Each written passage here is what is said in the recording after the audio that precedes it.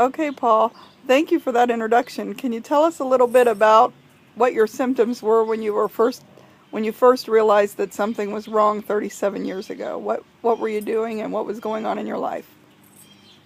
I was building a cantilevered rock wall between the flower beds in my house and the grass. It's in the afternoon,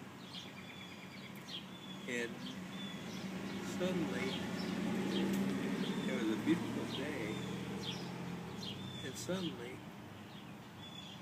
I felt like a popsicle melting in the sun, and I lost all my strength, and I felt needles and pins all over me. So I went in, and we took me to my general practitioner at the time, and he suggested that I go right away to the hospital.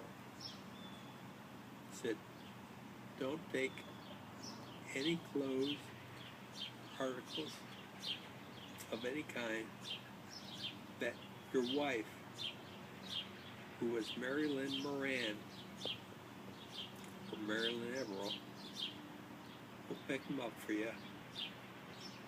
And I thought, I was alarmed at this. Sure.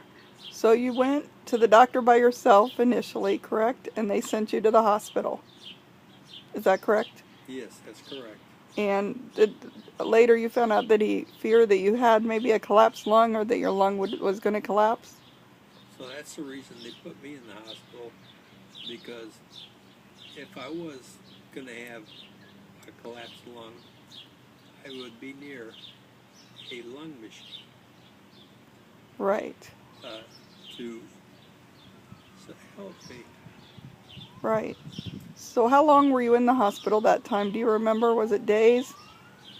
I was only in there for a couple hours, I believe. Well, initially you told me, I think, was it a couple days? Because did they not let the kids in?